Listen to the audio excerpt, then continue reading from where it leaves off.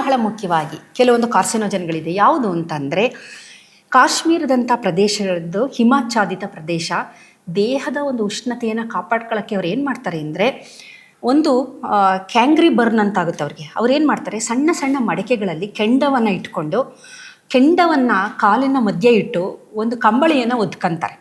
ಒತ್ಕೊಂಡಾಗ ಏನಾಗುತ್ತೆ, ಶ್ರೀಮಂತರಾದರೆ ಮನೇಲಿ ಹೀಟರ್ಗಳಿರುತ್ತೆ, ಅವರು ಮತ್ತು ಎ ಸಿಗಳಿರುತ್ತೆ, ಆ ಉಷ್ಣತೆಯನ್ನು ಕಾಪಾಡ್ಕೊಳ್ಬೋದು. ಆದರೆ ಬಡ ಜನರು ಏನು ಮಾಡ್ತಾರೆ, ಹೊರಗಡೆ ಕೂತಿರ್ತಾರೆ. ಈಗ ಅವರೇನೋ ಸೇದುಕೊಂಡು ಒಂದಷ್ಟು ಜನ ಮಾತಾಡ್ಬೇಕಾದ್ರೆ ತುಂಬ ಹಿಮ ಇರುತ್ತಲ್ಲ, ಅವರು ಒಂದೊಂದು ಹೊದಿಕೆಗಳನ್ನು ಒತ್ಕೊಂಡಿರ್ತಾರೆ, ಕಂಬಳಿಗಳು. ಆದರೆ ಒಳಗಡೆ ಒಂದು ಸಣ್ಣ ಮಡಿಕೆ ಇರುತ್ತೆ, ಅದರೊಳಗಡೆ ಕೆಂಡ ಇರುತ್ತೆ.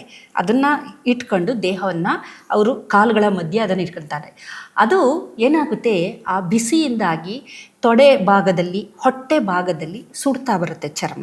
ಅದನ್ನು ಕ್ಯಾಂಗ್ರಿ ಬರ್ನ್ ಅಂತ ಕರೀತಾರೆ. ಈ ಕ್ಯಾಂಗ್ರಿ ಬರ್ನು ಜಾಸ್ತಿ ಆದಂಗೆ, ಈ ಥರದ ಅಭ್ಯಾಸ ಜಾಸ್ತಿ ಯಾರು ಮಾಡ್ತಾರೆ ಅವರಿಗೆ ಚರ್ಮದ ಕ್ಯಾನ್ಸರ್ ಬರುತ್ತೆ ಅಂತ ಬಹಳ ಕಾಮನ್. ಅದು ಚರ್ಮದ ಕ್ಯಾನ್ಸರ್ ಸಹ ಬಹಳ ಕಾಮನ್ನು ಈ ಒಂದು ಜಾಗಗಳಲ್ಲಿ. ಇತ್ತೀಚಿನ ದಿನದಲ್ಲಿ ಅದರ ಬಗ್ಗೆ ಅರಿವಿರೋದ್ರಿಂದ ಅವರು ಸ್ವಲ್ಪ ಎಚ್ಚರಿಕೆಯನ್ನು ತಗೊಳ್ತಾ ಇದ್ದಾರೆ.